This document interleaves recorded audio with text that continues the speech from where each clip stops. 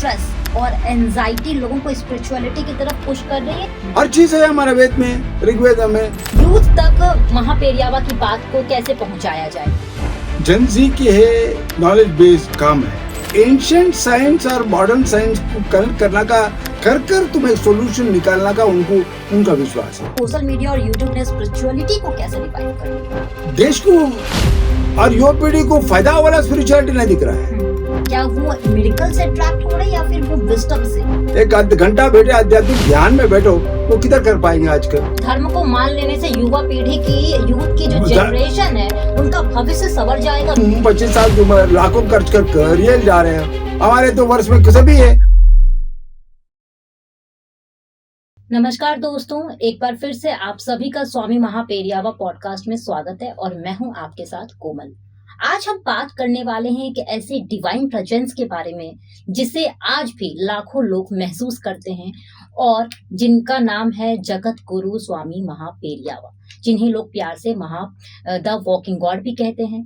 क्या मिरेकल्स सच में होते हैं या फिर फेथ ही सबसे बड़ा मिरेकल्स है? और आज के युवाओं के ऊपर इसका क्या असर पड़ रहा है और जेनजी के ऊपर लेकर हम खास चर्चा करेंगे। और क्योंकि आने वाला समय जो है वो जेनजी का है, यूथ का है, और तो क्या आज की यूथ जनरेशन्स भी महापेरियावा की टीचिंग्स और स्टोरीज से कनेक्ट हो पा रही है? तो इस पॉडकास्ट में हम एक्सप्लोर करेंगे devotion, spiritual energy, faith versus coincidence और उन एक्सपीरियंसेस को जो लोग आज भी महापेरियावा की कृपा मानते हैं। तो एक बार फिर से अंशुमन राव जी, आपका स्वामी महापेरियावा पॉडकास्ट में स्वागत है। और इसी के साथ सबसे पहले आप ये बताइए कि आज के यूथ को महापेरियावा की स्टोरीज इतनी रिलेटेबल लग रही है? जरूर। आज के जनजट के जमाने में पेरियावा बहुत उनका विचार, उनके मार्गदर्शक बहुत रेलेवेंट है आज के तारीख में।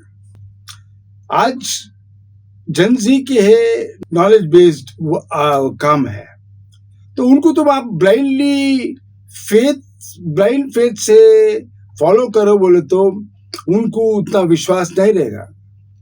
एक दिन प्रोफेसर कमिंस फ्रॉम शिकागो आए थे और स्वामी जी को पूछे, मेरे बैकड्रॉप में मैं कोई भी ब्लाइंड फेथ नहीं फॉलो कर सकता हूँ, मेरे को रीजन लॉजिक के जरूरी है। तो ये आध्यात्मिक सनातन धर्म को कैसा समझना पड़ेगा? तो वो बोलते, जरूर तुम जो कुछ रास्ता में जा रहे हो वही रास्ते में जाओ। अगर तुम्हारे को रीजन और लॉजिक से तुम्हारे को विश्वास नहीं होगा तो कैसा आगे बढ़ सकते हो? तुम्हारे को नहीं बढ़ सकते हो। तो वही प्रश्न पूछो, वही लॉजिक से तुम जब कन्विंस होते ही विश्वास आएगा। वही तो हमको ब्लाइंडली, हमारा वेद में हमारे ब्लाइंडली फॉलो बोलकर कोई नहीं बोलेंगे। यूथ को ऐसा क्या मैसेज देंगे जो महापेरियावा के बारे में उन्हें जानने का मौका मिलेगा? आज क्या हो रहा है, आज के जमाने में यूथ आध्यात्मिक कौन में दो तरीके से अट्रैक्ट होते हैं। एक तरीका है शॉर्ट टर्म गेन, भगवान से डील करने का। हर मंदिर में आज भीड़ क्यों बढ़ रहा है? तो ये सच ट्रेन लेकर भगवान को ये काम हुए तो आपके पास ये आएंगे, आपको वो ये काम हुए तो आपके पास आएंगे, बल्कि वही बात होता है। मगर आज जो कुछ परमाचार्य के टीचिंग है, उन लोग कभी भी एंशिएंट साइंस और मॉडर्न साइंस को कनेक्ट करना का, कर तुम्हें सोल्यूशन निकालना का उनका विश्वास है। उनको भारत का परंपरा, कल्चर, लेगेसी सब कुछ हमारे वेद में है। अब उन्होंने कहते थे हम एक जमाने में हम सुपर पावर थे, हम आज क्यों नहीं है? तो हम ब्रिटिश को फॉलो करें, वेस्ट को फॉलो करें, मगर हमारा थिंकिंग को बुला दिए। तो तुम आज हमारे यूथ को हम ये रास्ते में लाना बहुत जरूरी है। अगर भारत फिर वापस आगे बढ़ने का जो मौका है तो ये रास्ता हम कैसे बनाएंगे? आज के रास्ते में आध्यात्मिक कोण में आज के कोई समझाने वाला कोई है ही नहीं। ये रास्ते में यूथ को जाए तो परमाचार्य का टीचिंग्स, परमाचार्य जो कुछ बोले, परमाचार्य का एक्सपीरियंसेस, इसमें से यूथ बहुत कन्विंस हो जाएंगे। एक मशाल बोलता हूँ, जब परमाचार्य के पास कोई विद्यार्थी फिजिक्स का थीसिस लेकर कंप्लीट हो गया बाद उनके पास गया था और उनके आशीर्वाद के लिए, तो वो परमाचार्य बोले वो थीसिस तुम इधर बाजू रखो, फिर बाद में बुलाता हूँ। तो वैसे एक ग्लांस करे 2 पेज, और वो फिजिक्स एक टेक्निकल सब्जेक्ट है। बाद में एक प्रोफेसर फिजिक्स आए थे, तो उनको वो किताब देकर बोले तुम आधा घंटा बाहर बैठो, तुम मेरे को ये किताब का मेरे को पता नहीं है, तो किताब का मेरे को एक गिस्ट बताओ। सो वो जब वापस आता है, वो गिस्ट बताता है, तो परमाचार्य पूछते इमीडिएटली, सेकेंड पेज में 3rd पैराग्राफ और 4th पेज में 1st पैराग्राफ दोनों कॉन्ट्रडिक्शन है, तुम कैसा समझ सकते हो? तो वो हैरान हो जाता है, इनका नॉलेज, इनका मेमोरी, ये तो मैं तो पढ़ रहा हूँ, ये पढ़े भी नहीं है, कैसा पूछ रहे हैं? तो उनका वो आज हम कैसे कन्विंस करेंगे युवा पीढ़ी को? तो क्या सिर्फ धर्म को फॉलो कर लेने से और धर्म को मान लेने से युवा पीढ़ी की, यूथ की जो जनरेशन है, उनका भविष्य सवर जाएगा बिना? 100% उनका यही मानना था। हम भारत इंडिपेंडेंट बन गए, मगर इंडिपेंडेंस आया मगर इंडिपेंडेंट नहीं बने। इंडिपेंडेंट बनना का जरूरी है हमारा परंपरा को, हमारा कल्चर को और वैदिक साइंस को। वैदिक साइंस में, वैदिक साइंस से तुम आगे बढ़ सकते हो। एक विशाल बोलता हूँ उनके बारे में। एक विद्यार्थी आया था, वो मैथमेटिक्स का प्रोफेसर था येल में। वो उसको उसका पिताजी फोर्सफुली लेकर आए, तो उनको देखते ही बोले यार ये क्या है, बूढ़ा आदमी सन्यासी को क्या पता होगा, क्या नॉलेज होगा, इंटेलेक्चुअल क्या होगा।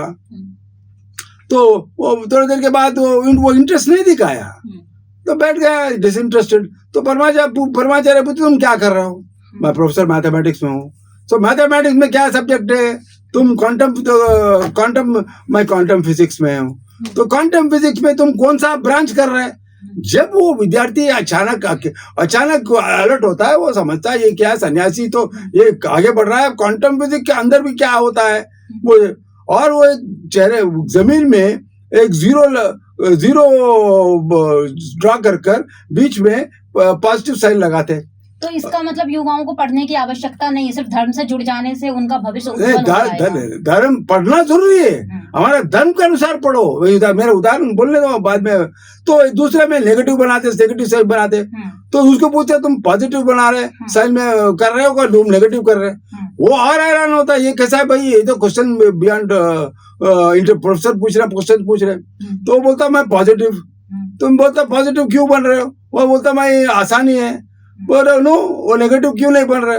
तो तुरंत उनका वेद पाठशाला में क्या विद्यार्थी 12 साल का विद्यार्थी को बुलाकर स्टार्टिंग का हिंट देकर, वो ऋग्वेदा में एक पेज में हिंट देकर वो वर्ड्स सुनाओ बोलते। वो वर्ड्स में पूरा तुम्हारा quantum physics, positive theory, negative theory सब आया उसमें। वो स्टूडेंट एकदम हैरान हो गया। बाद में बोला ये तो सब है इसमें। वो बोला तुम 25 साल की उम्र, लाखों खर्च कर रियल जा रहे हो, हमारे तो वर्ष में सभी है, मगर हम वेद तुम पढ़कर सीखते नहीं। ये है तो वेद को प्रचार करना, ये एंगल में प्रचार करना, मैं युवा पीढ़ी को सही रास्ता में गए तो भारत जरूर विश्व बनेगा। तो महापेरियावा की टीचिंग्स को कैसे रियल लाइफ में प्रैक्टिकल तौर पे आजमाया जाए? नहीं, पेरियावा का एक ये हम सब वेद पाठशाला तो प्रचार कर रही है। प्रचार जो कुछ कर रहा हूँ मैं, अब मेरी बस की बात नहीं है, एक कर रहा हूँ, मगर शुरुआत तो हुआ। शुरुआत एक ही आदमी से ये, और सोशल मीडिया में आप देखिए आज परमाचार्य एक इंटरनेट सेंसेशन है। कितना परमाचार्य के ऊपर आप फेसबुक में, इंस्टा में उनके बारे में लिखते, लोग उनके बारे में जानते, कोई किसी गुरु के बारे में नहीं लिखते। तो इसको चैनलाइज करने पे आना चाहिए, और गवर्नमेंट के साथ गवर्नमेंट आना चाहिए, इनिशिएटिव लेना चाहिए। उनको एक भारत का सिंबल, स्पिरिचुअल सिंबल बनकर उनका टीचिंग्स, उनके जो कुछ कर रहे हैं वेद के बारे में, ये एंशिएंट साइंस को मॉडर्न साइंस का कोर्सेज लाना पड़ेगा। उनको बोले से वो उसको डेवलप करना पड़ेगा। युवा पीढ़ी को मालूम हो ऐसा, बाद में वो रिसर्च करेंगे युवा पीढ़ी, और यो रिसर्च से तुम और इनोवेशन करेंगे। तुम्हारा आज का प्रॉब्लम क्या है, तुम गाली वेस्ट जो कुछ बोले सुनते हो, मगर ये रिसर्च नहीं करते हो, इनोवेशन नहीं करते हो। इनोवेशन कैसा आता है? रिसर्च से आता है। अगर तुम वेद को लेकर रिसर्च करे तुम्हारा इनोवेशन आसान ही होता है। तो आपने सोशल मीडिया की बात कहा कि जिस तरह से सोशल मीडिया पे चीजें आजकल फैल रही है, तो सोशल मीडिया और यूट्यूब ने स्पिरिचुअलिटी को कैसे रिवाइव कर लिया? तो स्पिरिचुअलिटी का रिवाइवल, स्पिरिचुअलिटी आज देश को और युवा पीढ़ी को फायदा वाला स्पिरिचुअलिटी नहीं दिख रहा है। हमें परमाचार्य कमीशन हमें हमेशा नहीं बोले तुम घर में बैठो पूजा करो। एक रिपोकॉफ रशियन प्रोफेसर पूछता है उनको, मेरे को उतना आदमी को आज मॉडर्न लाइफ में उतना टाइम नहीं होता है पूजा करते बैठे पूजा करने के लिए, पर ऑफिस को भागते रहते हैं। कैसा ये मशाल, कैसा आप बोलते हैं पूजा करो? तो स्वामी जी का विचित्र जवाब है, वो बोलते नहीं, तुम्हारा duty is work, duty is God. तुम जाओ, तुम जब काम करना जरूरी है, मगर बीच में तुम पूजा तो कभी शाम में भी कर सकते हो, ऑफिस में भी कर सकते हो प्रार्थना। पूजा करते के ऑफिस को जाना है तो पूजा निगलेक्ट करे, तुम फिर भी कभी भी कर सकते हो तुम मन में। बिल्कुल। तो यंग जनरेशन को आज के टाइम में किस तरह से यूथ को अट्रैक्ट करना चाहिए? क्या वो मिरेकल से अट्रैक्ट हो रहे हैं या फिर वो विजडम से? मिरेकल एक चीज बहुत शॉर्ट टर्म है। मिरेकल एक शॉर्ट टर्म है, तुम उसको सस्टेन करना कबूल नहीं है, मगर विजडम से तुम्हारा देश को और तुम्हारा फायदा होगा। आज हम क्यों सोच रहे देश को और तुम्हारा फायदा होगा, तो इसलिए विजडम लेकर तुम्हारे को हमारे यूनिवर्सिटीज में, हमारे कॉलेजेस में ये वैदिक और कोर्सेज और हमारे रिसर्च बेस्ड ऑर्गेनाइजेशन को हम एंकरेज करते तो उसको आपको देश को फायदा होगा, और आदमी को जो कुछ कर रहा है उस साइंटिस्ट को फायदा होगा, और हर कसम का फायदा होगा। तो क्या मेडिकल एक्सपीरियंस करने के लिए फेथ रखना बहुत ज्यादा जरूरी है? नहीं, मिरेकल देखो, फेथ तो रहना है भैया। फेथ तो रीजन मैं युवा पीढ़ी को मैं ये स्ट्रोक करो तुम्हारा ठीक होगा, तो विश्वास नहीं करेगा। बिल्कुल विश्वास नहीं करेगा, उसको एक्सपीरियंस हो तक। ये फेथ और रिजल्ट बहुत लंबा टाइम लगता है, मगर हमारे लोग को तो बहुत इंस्टेंट रिजल्ट होना है, तो वो विश्वास नहीं करेगा वो कार्य में। तो वो उसके तरीके में समझाना पड़ेगा उनको। अगर तुम मेडिटेशन बोले, एक आध घंटा बैठे आध्यात्मिक ध्यान में बैठो, वो किधर कर पाएंगे आजकल? तो आज के जेनजी जो कंटेंट क्रिएटर्स इतने ज्यादा बन रहे हैं, तो उनके वो स्पिरिचुअलिटी को कैसे रिस्पॉन्सिबिलिटी के साथ प्रेजेंट कर सकते हैं सोशल मीडिया पर?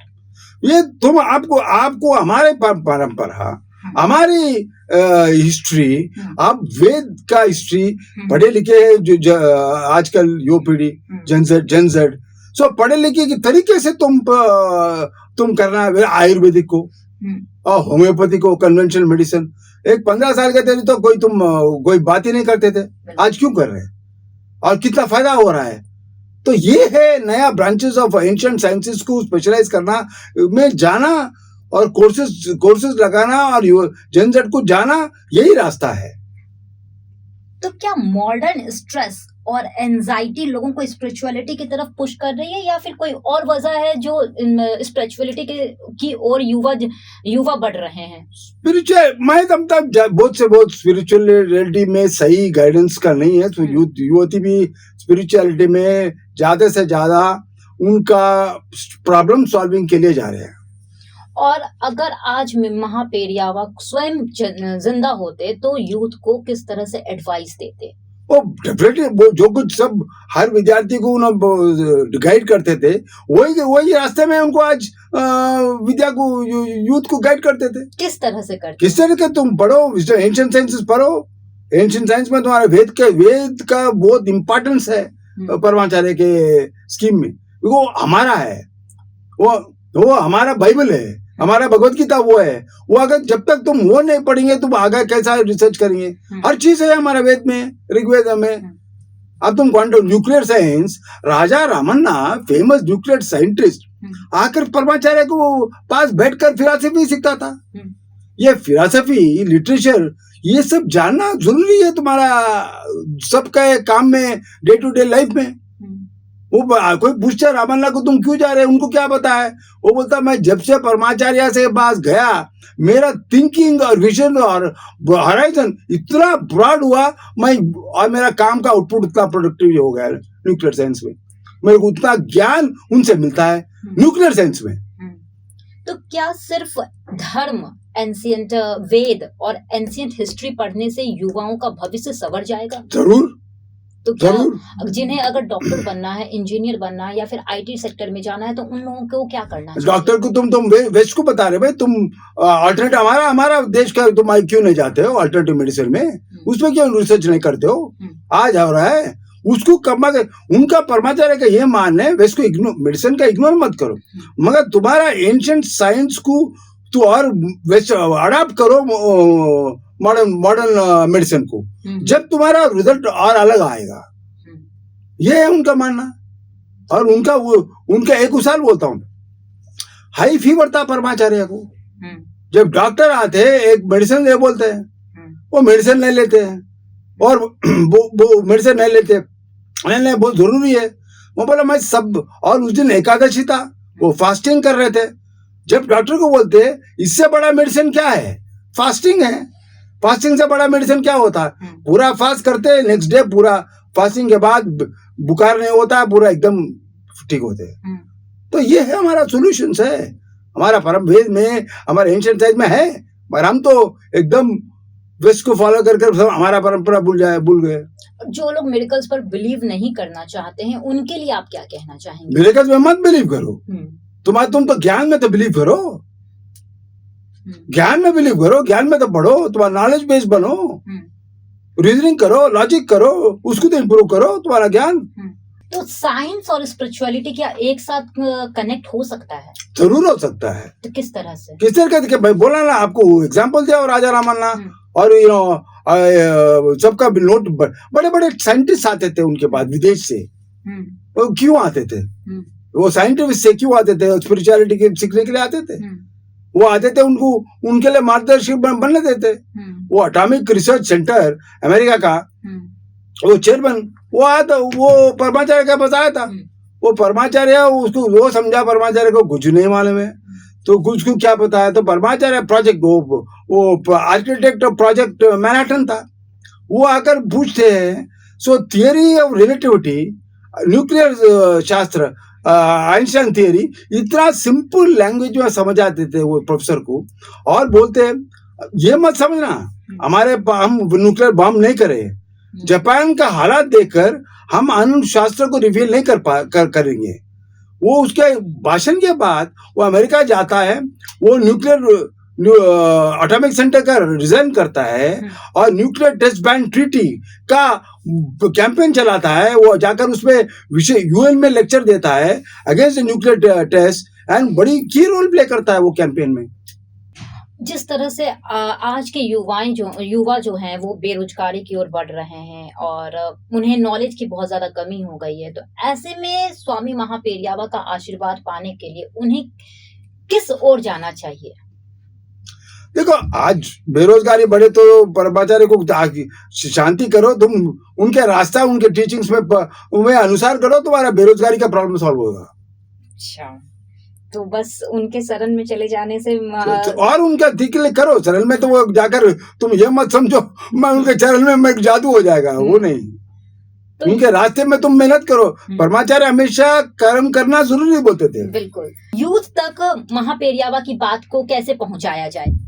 वो तो हम जो कुछ कर रहे हैं सोशल मीडिया में कर रहे हैं, और बहुत से लोग जोड़ना पड़ेगा हमारे साथ, सरकार को जोड़ना पड़ेगा, उनके यूनिवर्सिटी में, कॉलेजेस में उनका कोर्सेस लगाना पड़ेगा।